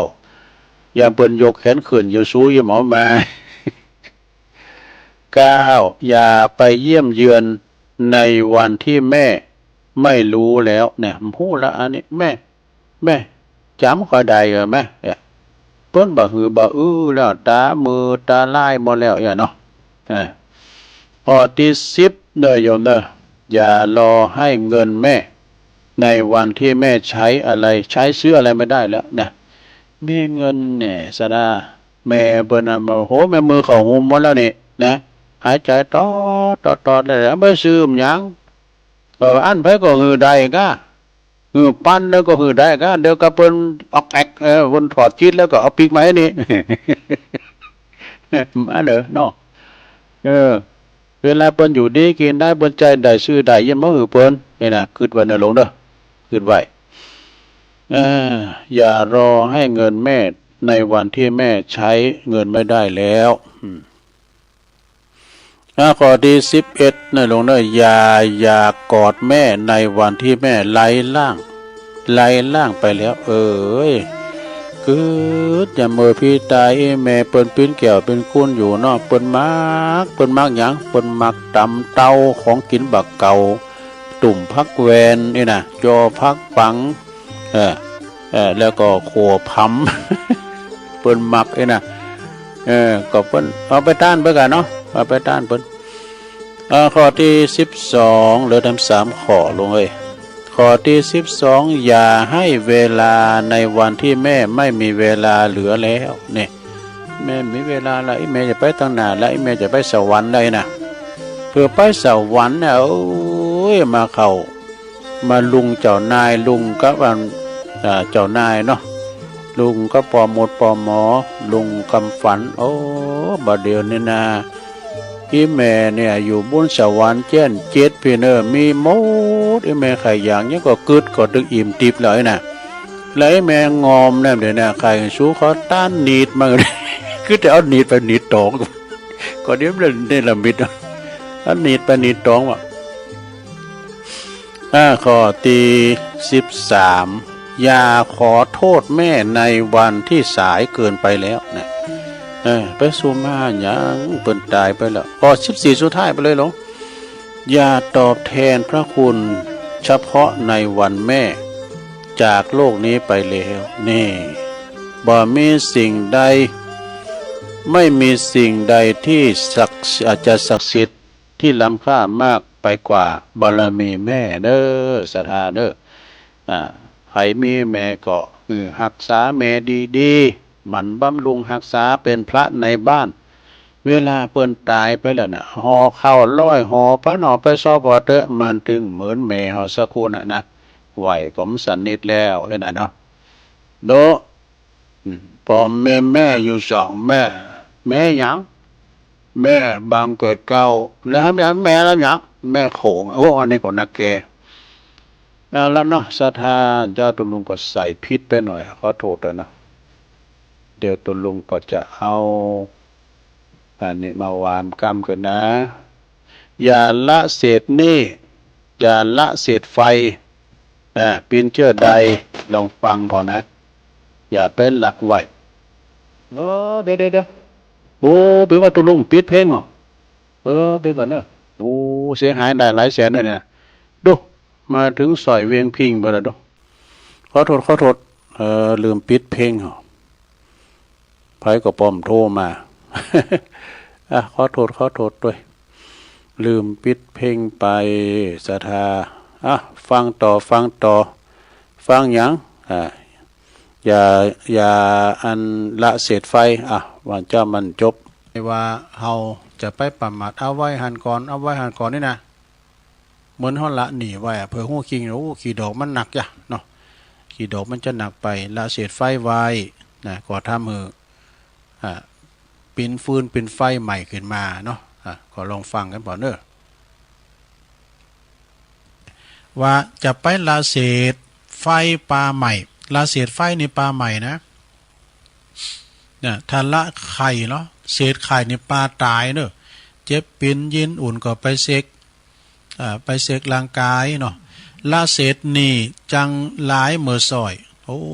ก็ปิ้นนี่เปิ้นหมื่นเนี่ยกับได้ใจเป็น30,000ก็มันห่อมใจสักเตือนี่ดอกมันก็พอกพูนมาเนาะจากน้อยไปหาหนักเนี่ยเปิ้นว่าละเศษนี่จังหลายเมื่อซอยศัตรูถูเปิ้นว่าละศัตรูถอยท่าลุนบ่มีกุลแต่โสดเนอะนะศัตรูเนี่ยนะมีแต่โตตัวมาศัตรูเนี่ยมันนึงศัตรูเนี่ยมักใส่โตดอันว่าโคงป้าลาใหญ่กว่างนะโคงป้าลาใหญ่กว่างถ้าบ่มีเจ้าจ้างถ้าบ่มีเจ้าจ้างเสวยสีก็คือพญาเจ้าเมืองนะก็เป็นอันปุรีปังเป่าเนอะก็เป็นบ้านเป็นเมืองมันต้องมีพญาเจ้าเมืองเนาะเจ้าปู่ครองนครนี่กะนะพญาเจ้าเมืองปาลานาสีพญาเจ้าเมืองโกซัมปีเมืองนั้นเมืองนี้เปิ้นมีพญาเนาะนะเป็นกษัตริย์ครองเมืองนั้นอย่างในธรรมเนาะในธรรมเพิ่นก็ถึงบอกดูเป็นพญาเจ้าเมืองปกครองเมืองนั้นโดยราชพิธราชธรรมอย่าง10ประการเนี่ยนะถ้าว่าเยื่อไอ้นะเยื่อบ่มีเข่าก็มองได้หอเฮินยายหลายแหล่นะเฮินนักบานทีตีติ้มจุแงจุนอาณาถ้าบ่มีวัดบ่มีวาอยู่ไก่ก็เป็นบ้านใหญ่เสซงเนี่ยบ้านหมู่บ้านใหญ่แต้กว้างแต้มีวัดมีวาเนี่ยกินต้านเนี่ยก็ลำบากเนาะก็ต้องมีวัดมีวาอารามเนาะเป็นตียึดเหนี่ยวจิตใจวัดวาอารามนี่เป็นจุดศูนย์กลางเนาะของคนตัวไปที่จะมาสักการะบูชาจุดศูนย์กลางเนาะมีเงินติ้มถงนะมีเงินติ้มถงจกหือกู้เอาหือเปิ้นกู้ไปหมดจ่ายบ่มีความโหติดโตเนี่ยการเฮามีพยาปัญญาติดโตก็จะตุกไปเพราะว่าพยาปัญญาเนี่ยมันกินหูมดเป็นเงินเป็นค่ำในกินหูมดอยู่ถ้ามีปัญญาเนี่ยมันกินบ่มดน่ะแม่ยิงบ่มีโผห่วมสั่งขี่จ้างบ่มีขอจ้างนี่มันโกขอดูนะอย่าเปิ้นว่านะกะชื่อรถยนต์เนี่ยเปิ้นว่าน้ำมันแพงน่ะซื้อจ้างมาโกขอจะเกิดการใหญ่เนาะซื้อจ้างมาโกขอน่ะจ้างมันโกขอดูขออย่างที่เปิ้นเอาทรัพย์โหมันน่ะเนาะมันเป็นอาคมนะขอน้ำจะธรรมดานะกว้านจ้างก็เป็นคุณอย่างเฮาเนี่ยนะแต่ว่าเปิ้นใจเปิ้นใหญ่เปิ้นผ่าแป้ได้ถึงว่าจ้างมันจะจ้อยใหญ่ปานได้ก็ตามเนอะสถานเนอะกว้านจ้างในเปิ้นมีกระถองกระทานอันจะไปขุมจ้างตึงโตได้เนาะแต่บางทีจ้างมันก็เขตเหมือนกันนะไปขุมมันลำไปนะมันตกมันเนี่ยว่ามันก็จะขาดควานมันได้นะขี่จ้างเปิ้นคนขี่จ้างบ่มีขอบังคับมันได้จังซอเนี่ยฟังแต่ซ้อมมีปีซอดิบเนี่ยนะมีปีมันจะโมนเนาะมันต้องมีปีมีแน่ปีก่อยปีกลางอย่างด้วยนะ บ่ปิ้นตีบานใจว่าถ้าว่ามีซอแล้วมีปีบ่ปิ้นตีก็บ่ปิ้นตีบานใจมีสะใสนะปูนผอมีสะแปลงสะจานงามปูนผอซ้ำบ่มีจอโบบานมีดอกป้านดอกโบมันก็ปึ้งกันบ่มีสะมีน้องต่อมีดอกป้านดอกโบนะมีคำคานกายใหญ่ เอาไปฝากไว้แดนไกลเนี่ยเงินคำมีไกลจะไปเอาก่อยากจะไปเบิกก่อยากอีกกันมีเมเตรียมใจรวมห้องป้อยอยู่ต้องไกหนจุมเวทมนต์จุมเวทมนต์ตนองจุมเวทมนต์องอาจ10ประสาทคุณยำเนี่ยบ่จดจื่อจำนะบ่จดจำจื่อไว้ป้อยแต้มเขียนใส่ใบลานเนี่ยอย่างกำละอันเนี่ยกะกำสวดกำโยนะการหอมตองเนี่ยมันก็ไหลเข้าในตำรับตำล่าหมดอ่ะของบักกินหู้เนาเนาะลงเนาะของบ้านเราก็จะหู้ลืมไปจะนั่นก็จะไปลืมเนอะตองสวดตองโยมมันสวดมันโยทรงนี่นะญาติโยมมันกินมันต้านมันสวดมันโยไปแต่ว่าเฮาไปวัดไปว่าก็ได้นะฟังเรื่องต่างๆตั้งวิทยุไปอ่ะกะเนาะมีลูกมีหลานต่างห้องมีปีมีน้องไก่ตาหู้ตำรับตำล่ายาหมากหล่นแต่ว่าป้อยบ่หู้ต้นโคยาเนี่ยต้นตัวยาเนี่ยมันเป็นหยังพองนี่ต้นตัวยาเนี่ย มันสมุนไพรเนี่ยหากไม้หากตอกเนี่ยมันเป็นยาหมดสดากันหูกุลนะหูกุลยำกุลยำก่อเนี่ยเฮาเป็นละอ่อนเนาะเวลามีจับผ้าบาทก็สมุนไพรดึงไก่ตัวแล้วยาดอกขาวยาเมืองวายเนี่ยนะสถาตุบเอามาสมานแผลเอามาตุบใส่แผลเนี่ยตุดเลือดยุดเลยอ่ะนี่ยาดอกขาวเนี่ยนะเน็ตโดมีจับผ้าบาดก้าเลือดออกก้าเนี่ยมันตุดเลือดได้โดยาดอกขาวเนี่ยแล้วก็แถมร้ายอย่างที่มันเป็นยุคเป็นยานะเป็นยุคเป็นยาฮักใหม่ในเวลาเฮาปิ้นนิ่วก้ายังก็ดีเปิ้นเอามารวมกันเอามาตุ่มโดตุ่มแก่นิ่วก้าเนี่ยแก่ห่อนในก้าเนี่ยมันเป็นยุคเป็นยาหมดสมุนไพรฮักใหม่ต่างๆแม้แต่ฮักเป้าเนี่ยก็เป็นยาโดหากเป้าไฟนะเจ็บหลังเจ็บเอวเปิดเอาหากมาตากก๊กตากแล้วเอามาแจมาดองกับเหล่าขาวเนี่ยแล้วก็เอามากินหายเจ็บหลังเจ็บเอวก็มันก็หายกับกาปูนั้นมันกินไปกึ่งนึงแล้วนี่ กายเนาะ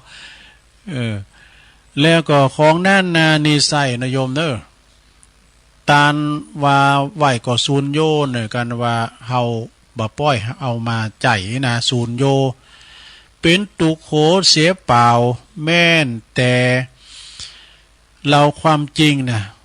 การว่าผัวปิ้นหิงก็คือเมียปิ้นของการว่าผัวปิ้นแก้วก็คือเมียปิ้นแสงเนอะผัวแก้วเมียแสงผัวแป้งเมียหักนะมันใจผัวอยากเมียมานเนาะอย่างกูที่เฮาฟังเปิ้นเราเปิ้นคานมาแต่ไทยแต่เดิมนะเตโจยาโมเนี่ยสอนจัดดีอ่ะนั่นเนาะเตโจกับยาโมในสองสหายกันน่ะ อย่างนั้นก็จะไปลืมเนาะสดาญาโยมต่างหลายรถแครี่มาก็จอดวันเวออยู่หั่นน่ะเน้นเขาก็มีในมดหัว มาสูงของจ้ะการว่าผัวปิ้นแก้วหือเมปิ้นแสงบัดเดี๋ยวนี้เนี่ยสดาญาโยมทั้งหลายการหย่าร้างหนักขึ้นมาเด้อเพราะว่าคุณเฮานี่อยู่ด้วยกันในสำเตอก็เข้าใจกันน่ะได้มันเข้าใจกันน่ะมันพร้อมยังปิ้นตุนเหตุเงินเด้อสดาเด้อเศรษฐกิจบัดดีเข้าของเงินคำสัมปติเฮาก็หายากอีน่ะโพเมก็อู่กันปากก็บ้าโมนนี่สำเตอก็มีพิษถ่องเทงกันพองเอ้ยนะเกิดว่าอยู่กันบัดจับห่างกันตึงเถ่าก็มีนะสดาญาโยม เนาะเนี่ยอยู่กันจับนะพอมีลูกมีเต่าก็ห่างกันก็มีก็เป็นธรรมดาเนาะต่างคนต่างอยู่ก็เป็นยังอ่ะ เอาสบายใจว่าโปปิ้นแก้วเมียปิ้นแสงกันว่าจักบ่อแป้งแตกมั่งจักบ่อแป้งแตกมั่งนะกันพวกแก้วมีแสงบ่อแป้งไม่หักจักบ่อแตงแตกมั่งบ่อยาล่างไกลกลานะก็จักหิปันมาจักหาก็ปันใดบ่มนใหม่เสื่อมศูนย์เปิ้นว่าตกก่อนจังปิ้นขุนตกไปลุนจังปิ้นไผ่เนี่ยเอาไปก่อนนะตกก่อนปิ้นขุนนะก็อย่ามาเข้ากับตำราได้ว่าตื่นเจ้ากินพักตั้งปลายเนี่ยกันเนาะถ้าลูกขวายก็กินพักตั้งเก่า กันตื่นเจ้าเนี่ยมันได้หมดโดเฮาจะเอาจีนลาปามันมีมดของนงคอนใน เพโฮดีมีหมดอ่ะการเอาไปควายก็เหลือก็จิ้นแกงน่ะนี้ เนาะจะไปลูกควายกันไปกาดไปลีก็ลงแม่บ้านเด้อไปกาดก็ใส่แมสเทซื้อเฝ้าซื้อแล้วเฝ้าปิกมาเด้อไปจึงอยู่หันมึนตกก่อนปิ้นคุณตกลุ่นปิ้นไผ่อันนี้แหละใจเลยว่ะเปิ้นว่าอย่าเฉยเมยเหนื่อยอ่อนเอาไว้หันก่อนเอาไว้หันก่อนบ่หอนได้กินเด้อนะบ่หอนจักได้กินเอาไว้หันก่อนนะอันทรัพย์สินหินแห่น้ำตึงแม่นี่จะบ่ดีแปรเอาเข้าต้องคุณเดียวแน่เนาะเปิ้นว่าน้ำตึงแม่นี่จะเอาเข้าต้องตัวคุณเดียวนี่น่ะมันถึงจังกำวาเปิ้นว่านี่น่ะคุณเฒ่าเปิ้นถึงว่าดอกน้ำถึงหาแม่เอาเข้าต้องตัวคุณเดียวหันแก่ตัวไอ้เนาะหือเลี้ยวเปิ้นว่าหือกึดเลี้ยวเผื่อแผ่หือกึดเลี้ยวเผื่อแผ่บ่ดีหันแก่ตัวเนี่ยบ่ดีจุงผีไตโคและขามน้ำเนี่ยเพิ่นว่ามาสอนผีไตโคนะมึง คุณถามก่อนนึกว่าดูมาสอนผีไตโคนะมึงเนี่ยแล้วก็มันจังลำมากันเฮาจูงจะบ่ดีจูงผีไตโคและขามน้ำมันจังลำปองคุยนี่กำกึดดีขายสลีนอนศาสตร์กำกึดสลาดขายศาสตร์นอนสลีสลีนี่แปลว่าผาเสือดูกำยองแปลว่าผาเสือที่นอนนั่นกะปัดไว้พองผาเสือที่นอนพอยังมงกระตายอันถ้าว่าปิ้นนั้นกำมือครับเป็นว่าสลีเนาะสลีผาเสือซ่อนก่อนนะแล้วก็บอดี้เตคีหือยุงบ้านใดไปใจกุ้งไปหาน้องเนอะเนี่ยมันจ้าใจกุ้งไปหาน้องยังดีนะบางคนในปุตโต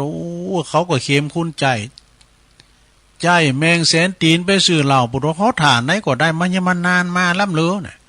เผื่อมันมาก็ขี้ยานานมาแล้วก็โน้ใส่เกือบมันนึงแสนตีนมันโน้ใส่เกือบโน้ใส่แคบ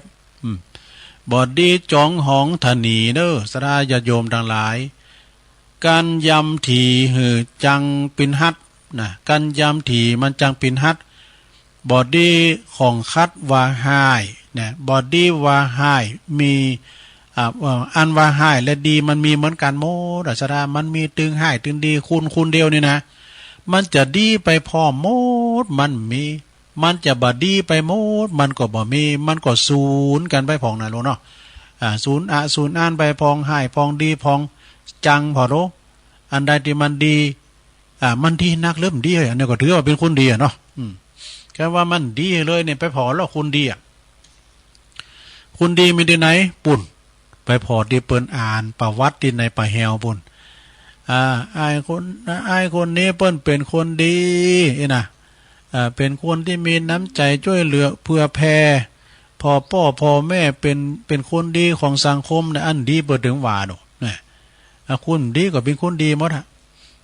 การไพ่พองได้ยินพองไอ้หมอนี้มันเกิดมามันดึงบอดีเสียงป้อมันนะ มันขี้ลักขี้จก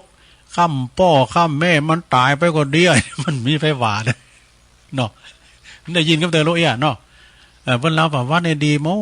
ดนะก่อนเป็นตู้เจ้ามันเป็นขายโยมก่อนลักข้าวแห้งตู้ลุงไปขาย กี่มันก็มาแล้วเปิ้นว่าบุกบอนหวยได้ที่มันคันมันคันเหมือนกันโมดสดาญาโยมโลกธรรม8เนอะบอนใดที่มันคันหวยใดนี่มันคันมันมีบอนนี่มันคันนะกันลามบอนนี่ลำเนอะบอนนี่นะบุกบอนคันเหมือนกันกูหวยจอนและถวยอยู่โดยฟาจี้เนี่ยการฟาจี้โคบแล้วมาดึงแล้วเนาะแมงมุนก็ไม่ได้เข่าดูฟาจี้นี่นะเปิ้นว่าทำดีแต่เนินเอาใจเปิ้นมาใส่ใจโตมือซ้ายมือขวามันมียาวมีสันมาดึงเหมือนกันดูมือหันนิ้วหันนี่มันจะเตากันเนี่ยมันมีสันมียาวกันมันมือยาวเตาเดียวกันว่าเรามือลิงเนาะ ลิงเนี่ยมันมือเตาเดียวกันเอาพออีวอกอีห้วยนะหางมันยาวๆหางนั้นเป็นมือที่3มันเนาะ มันเอาหางวันเนี่ยเป็นมือไหน แล้วก็จะเจิมหยังก็ตามจะปุกจะปั่นก็คือฟังหูไหวหูเปิ้นว่า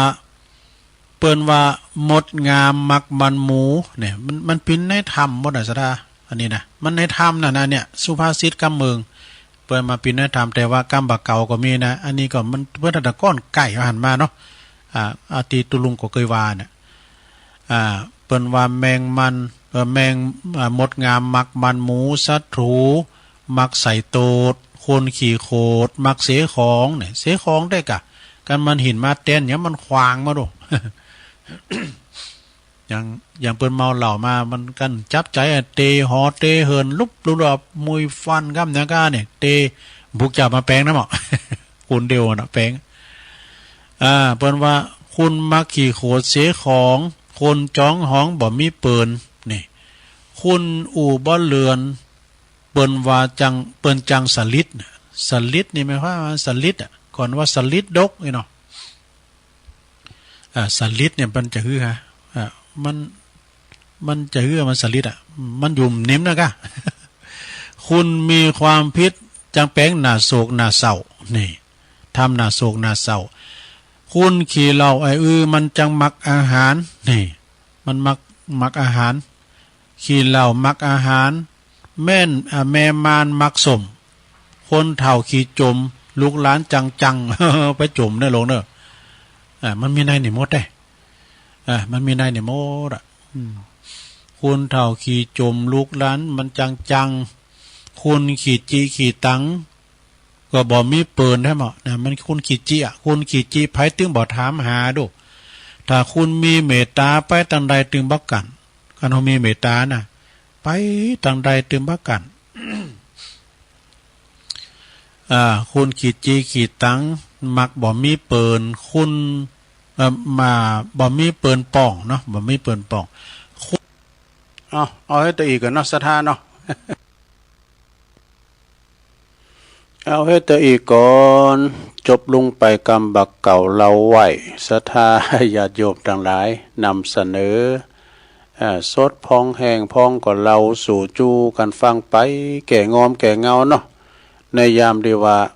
อากาศมันขึ้นฟ้าขึ้นฝนหันตะวันมา2-3 วันก็โดยเหตุว่าพายุกว่าทาตะเข่าจ้ะนี่นะเพราะว่ามันบ่มีอันตะวันนะก็ไปตามแสงแดดอากาศเนาะซะดาเนาะแต่ก่อนนี่การว่าเดินยีแล้วเฮาไปอย่างงานลอยกระทงกันเนี่ยมันถึงหนาวแล้วดอกใส่เสื้ออุ่นใส่เสื้อไม่พุ่มกันแล้วนี่นะซุปหมูกันนี่มันหนาวแล้วเดินยีปิงนี่นะแต่บัดเดียวนี่มันบัดหนาวนะวันหนึ่งมี2-3ฤดู ฤดูร้อนฤดูหนาวฤดูฝนเนี่ยมันมาปะกันนี่หมดเนาะศรัทธาญาติโยมทั้งหลายเอาวันนี้ทำกรรมหนึ่งเกินศรัทธาญาติโยมทั้งหลายนะเงินซื้อได้หมดซื้อข้าวซื้อของซื้อจีนซื้อหยัง เอามาทำหุงหาอาหารกินกันได้หมดสตังค์เนี่ยนะซื้อได้หมดนะแต่มันซื้อย้ำได้หลายอย่างเด้อนะเปิ้นนักปราชญ์ท่านกล่าวไว้ว่าในโลกนี้สิ่งที่เงินทองซื้อบ่ได้นั้นมีอยู่5 อย่างว่ะอันนี้ตั้งทำกันนะตั้งนอกตั้งไปนอกตั้งไปในซื้อบ่ได้คือหยัง1รอยยิ้มของเด็กที่ไร้เดียงสาละอ่อนเกิดมากำก่อนเนี่ยมันจะจางยิ้มดูหายอย่างเดียวหายอย่างเดียวไร้เดียงสาอยู่2เวลาที่ลงเลยไป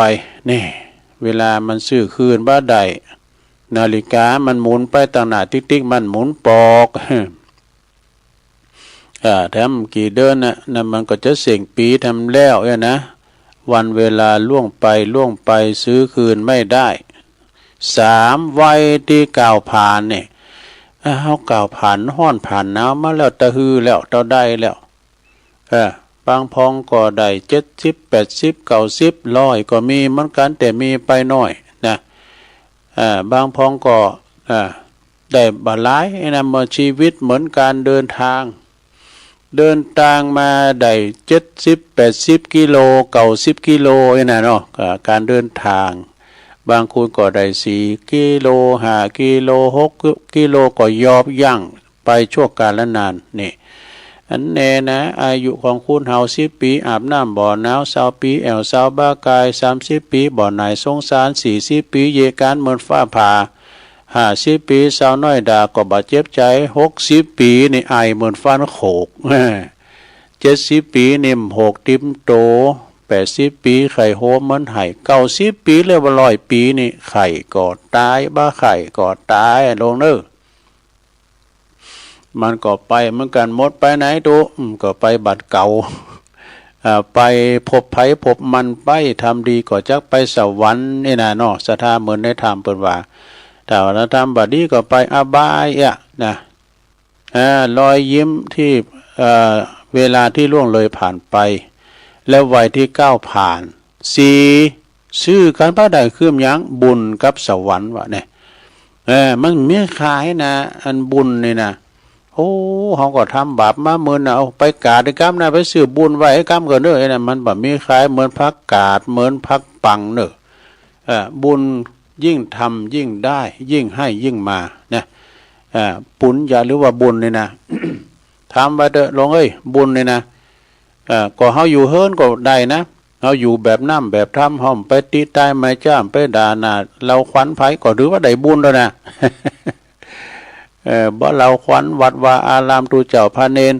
บ่เราขวัญปอดจานปอดหลงเขาอีน่ะปุ่นน้ำมาดึงโดนเราขวัญโดนศรัทธาเนาะแม้แต่พระเจ้าอยู่ในวิหารเขายังเป็นเหล่าเนี่ยบุญก็ดีสวรรค์ก็ดีซื้อบ่ได้แล้วก็สุดท้ายเด้อนิพพาน นิพพานนี่ก็ซื้อบ่ได้นิพพานก็คือความดับความเย็นเหมือนพระพุทธเจ้าเข้าสู่นิพพานเนี่ยนะก็คือหมายความว่าศูนย์นะเปิ้นถึงมาเกิดทำแล้วนะมีกับพระอริยเมตไตรอันจังมาไปหน้านะเนาะไผที่ซื้อว่าไผที่เจอว่าเงินคือพระเจ้านะจะใช้เงินมากเพียงใดจะซื้อไวก็ก้าวผ่านนะที่ก้าวผ่านจะซื้อไวที่ก้าวผ่านวันวานที่ล่วงเลยหาได้ไหมนี่ซื้อได้นะว่าเนี่ยเขาจะซื้อมาเป็นวันนี้ก็บ้านใดมันผ่านเป็นอดีตไปแล้วนะโดยเฉพาะอย่างยิ่งบุญสวรรค์และนิพพานเนี่ยแม่เพราะว่ามาดแม้นมีเงินก็ไม่มีขายเนี่ยมีเงินมากเป็นใดก็มีขายนะบุญและสวรรค์และนิพพานเนี่ยนะทำเองนะอยากได้ต้องทำเองไปเด้อเนาะสดาญาโยมบุญมากลือน้อยบ่ได้ขึ้นกับเงินตราประการเดียวเนอะแต่อยู่ตีเจตนาในสำคัญนะเจตนาหังพิกเวเนี่ยนะของผู้ที่ทำบุญเป็นสำคัญเนี่ยไผเพราะว่าควรทำบุญด้วยปัญญาอย่าใช้เงินซื้อบุญด้วยเงินตราเงินเนี่ยมันซื้อบ่ได้เงินบุญเนี่ยมันซื้อบ่ได้มีขายเนี่ยสถาเนาะอันนี้ก็เรื่องบุญกุศลเนาะสถาญาโยมปุญญะหรือว่าบุญบ่อุบุบุยอบุญเนี่ยแล้วก็ทำอย่างหนึ่งเป็นว่าคือปัญญานำพาให้ถึงสุขนี่เป็นเชื่อใดพระพุทธศาสนาเนี่ยเป็นศาสนาแห่งเหตุและผลเนอะนะโลกปัจจุบันนี่ก็เป็นยุคเทคโนโลยีก้าวล้ำวิทยาศาสตร์ก้าวหน้าถึงกันนั้นโลกนี้ก็ยังมีสิ่งที่วิทยาศาสตร์และก็เหตุผลเข้าบัดจับไปเข้าไปบัดจับได้อย่างยากยิ่งคืออย่างศรัทธาเงินตราความรักนะศรัทธาเนี่ยหมายถึงความเจอบางอย่างไล่เหตุผลแต่คนศรัทธาอยากที่จะหาทฤษฎีใดๆไปอธิบายอยากที่จะหาทฤษฎีใดๆไปอธิบายความเจอมันนะบางคนก็เจอว่าเขาความฝันเนี่ยความฝันของเขานี่มีจริงแน่เจอว่าอันนั้นอย่างนี้มันก็จะได้ก็ไล่เหตุผลเหมือนกันเนี่ยแล้วก็เงินตราหรอเงินเขาของเงินคำสัมปติเงินตรามาแปลว่าเงินมา หน้ามืดเนี่ยเงินมาหน้ามืดฆ่าพี่ฆ่าน้องฆ่าได้แม้กระทั่งพ่อแม่ตัวเองแต่กันนะเงินเนี่ยเป็นกระดาษนะแต่มันบาดใจปีน้องเงินทองเนี่ยนะเปิ้นว่าเงินคำกำแก้วเนี่ยใครพิดกันนะปีน้องพิดกันนะเอาเงินเปิ้นยืมแล้วเขายืมกันนะมาถึงพิดกันนี่นะเงินเนี่ยก็เป็นอย่างกับศัตรูมาทวงอย่างเนี้ยนะเงินตรานี้ก็คือเงินเนี่ยทำให้หน้ามืดทำให้ขาปีขาน้องขาไปได้แม้กระทั่งพ่อแม่ว่าด้วยนะแล้วความหักหรอความหักเนี่ยก็เคยได้ยินไหมเล่านะลักไม่มีพรมแดนลักไม่มีศาสนาลองได้ลักกันนะลักใครลักคิดใครอย่าคิดไปขวางนะขั้นเนี่ยการผ่าเขาหักกันแล้วพระจะไปคิดไปเกิดขวางคัดขวางเขาเนี่ยลูกตัดขาดกับปอเมเพราะความหักนับคุณบัดโทนแล้วนะแต่กันเนาะพองก็รู้ความหักปอแม่เปิ้นก็กีดขวางไอ้นะพองก็ปกผ่านี้ด้วยกันไปก็มีปกผ่าด้วยกันนี้ไปก็มีนะละปอละแม่ก็มีนะความรักไม่มีพรมแดนรักที่ไหนมีเพื่อว่าความรักมีทุกข์ไว้นะเนาะเมื่อคือศรัทธาเงินตราความรัก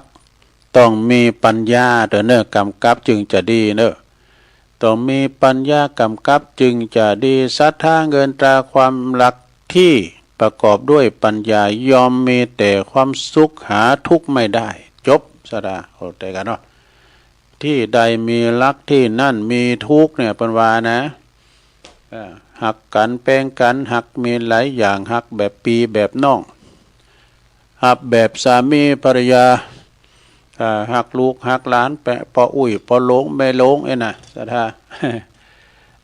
แอมบทหนึ่งสุดท้ายจะเอากรรมของครูบาเจ้าพรหมมาพรหมจักโกอดีตนะท่านเจ้าคุณสุพรหมญาณเถระนะอดีตเป็นปิ้นเจ้าอาวาสวัดพระพุทธบาทตากผ้าอำเภอป่าสร้างจังหวัดลำพูนในขณะนี้ก็เมตตาบารมีธรรมอาจารย์ท่านพระเดชพระคุณท่านเจ้าคุณพระวชิระภาวนาวินะอาจารย์ท่านพระมหาอำนาจเปิ้นปิ้นตุหลวงสมปานเจ้าวัดพระอารามหลวงเนอะนะตุหลวงเคยไปช่วยงานตั้งแต่สมัยพระอาจารย์พระครูเจ้าคุณนี่เป็นเน้นกันนะเป็นเน้นสมณเณรอำนาจตุหลวงเคยห้องไปอยู่นะไปเป็นไปกล่าวเคืองไปเปิ้นเดี๋ยวนี้เปิ้นปิ้นเจ้าคุณเหรอรู้ซะนะในราชทินนามที่พระราชาคณะเนาะท่านเจ้าคุณพระ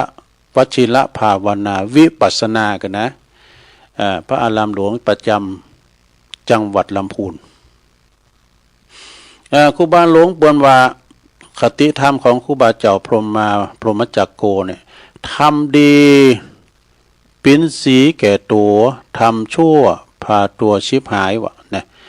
อันนี้ข้อที่หนึ่งนะข้อที่สองบ่ามีไผและสิ่งได้ดีจะทำให้เฮาปิ้นคุ้นดีเต่ากับจิตของเฮาตั้งไว้ชอบแล้วนี่อยู่ที่จิตที่ใจนะสะดาเนาะแต่บทหนึ่งบทที่สามคุณทุกคนเป็นนายช่างสร้างชีวิตของตัวเองสุขและทุกข์ในชีวิตประจำวันเป็นผลสืบเนื่องจากผลการกระทำของตัวเองทั้งสิ้นเนี่ยสะดาตัวหนังสือมันหน่อยเนาะแล้วก็มีธรรมบทหนึ่งเปิ่นก็ว่าข้อที่ข้อที่สี่เนาะผู้ที่ตามดูจิตของตนโดยความเป็นธรรมผู้นั้นจักปุ้นจากบ่วงแห่งมารแต่กันเนาะข้อที่ห้าของที่หาได้ยากที่สุดสี่อย่างคือหยังของที่หายากที่สุดสี่อย่างคือหนึ่งการที่เฮาได้เกิดมาเป็นมนุษย์ในเป็นของที่อยากแสนอยากเนาะเนี่ยเขาจะเกิดมาเป็นคุณเป็นเนี่ยนั้นยากขนาดเด้อสะดาเด้อแล้วก็สอง การที่เฮาจะได้พบพระพุทธศาสนาของเป็นของหาได้ยากแสนยากเช่นเดียวกันนี่3การที่เฮาจะมีโอกาสได้มาสดับรับฟังพระธรรมเทศนานะที่เป็นคำสอนของพระพุทธเจ้านี่ก็เป็นสาระอันเป็นสาระแก่นสารก็เป็นของที่หาอยากแสนอยากนี่สดาญาโยมข้อที่4เนาะข้อที่4เพราะว่าการที่เกิดมาเป็นมนุษย์แล้วพบพระพุทธศาสนาแล้วก็ได้ฟังพระธรรมพระธรรมเทศนาแล้วจนบังเกิดเจตนาแก่กล้ามีความเจอความเลื่อมใสแล้วประพฤติดีปฏิบัติตามจนได้รับผลเนี่ยเป็นของหาได้อยากแสนอยากได้กันเนาะซะนะอันนี้4อย่างเนอะ4อย่างที่นี่ไว้ต่อไปเป็นข้อที่6สุดท้ายเนาะคนโง่นะคนโง่เนาะจะบอกคนโง่ไม่ใช่นะคนโง่เอาใจไว้ที่ปากคนฉลาดเอาปากไว้ที่ใจอันนี้พิคติธรรมของครูบาแต่อันนี้นะเปิ้นก็ว่าคนโง่เอาใจไว้คนโง่เอาใจไว้ที่ปากคนฉลาดเอาปากไว้ที่ใจก็คือดักไว้หาเอาไว้ในใจนะไม่ต้องเอามาแพงพายคติธรรมคำคมการเป็นตัวอย่างดีๆมีค่ายิ่งกว่าคำสอนใดๆนี่อันนี้นะตัวอย่างดีๆก็คือเป็นตัวอย่างที่เราได้ทำไว้นะอันนี้ก็เป็นหนังสือของพ่อครูศรีนวลแก้วสุขเหมือนกันพ่อครูเก่าพ่อครูเงาจากตัวอย่างจากพ่อตัวอย่างครูตัวอย่างผู้สูงอายุตัวอย่างและอุบาสกตัวอย่างในอดีตเขียนไว้เมื่อวันที่23กันยายน2562ดูเนี่ยจบลงไปเนาะสดาก็ต้องขอบคุณกับคติธรรมที่นำมาเสนอเนาะสดาญาติโยมทั้งหลายวันพุกตุลุงก็มาเข้ารายการเป็นวันของตุลุงแต่วันพฤหัสพุกนะหมดเจ้าตี3จะได้ประกาศข่าวสารงานบุญครูบาอาจารย์ด้วยเนาะเพราะว่าวันนี้เราได้มาเตือนเปิ้นมาตกมาเตือนอาจารย์พระครูก็จบเวลาพอดีซะนะไม่ได้เปิดสายนะอู่ไปก็โมนไปได้ถ้าว่าผิดพลาดประการใดก็สุมาอภัยนะครับศรัทธาญาติโยมทั้งหลายวันพุธเขาก็ค่อยมาพบกันใหม่ตี3ถึง5 โมงกันต่อไปวันนี้ตุลุงก็จะขอนำรายการจากลาศรัทธาปออกไม่ออกศรัทธาไปเกินเด้อเพราะว่าจบเวลาพอดีอามาได้ที่มันอูดจะไปมันได้เข้าหูก้าเป็นปึ้งที่ฟังก้าก็ขอสุมาอภัยเดี๋ยวก่อนนะ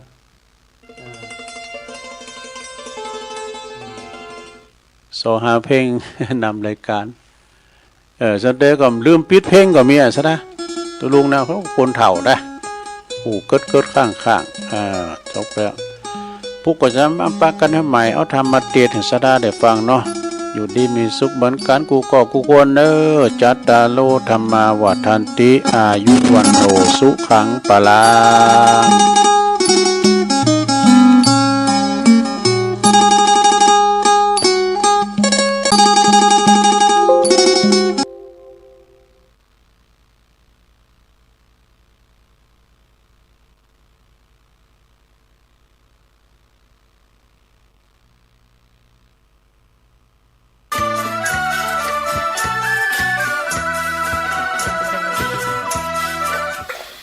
กินของฮ้อนใจจ้อนกลางล้างมือบ่อยๆช่วยป้องกันโรคลุตองอาหารที่มีกะทินมและไข่เป็นส่วนประกอบบ่ควรทำไว้ล่วงหน้า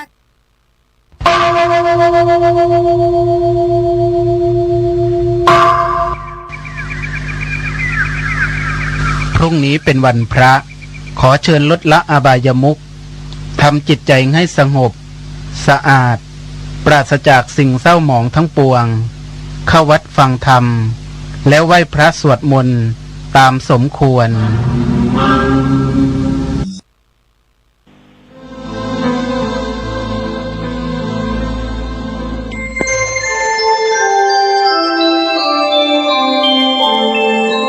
ขณะนี้ท่านกำ ำลังฟังสถานีวิทยุกระจายเสียง FM 104.5 เมกะเฮิรตซ์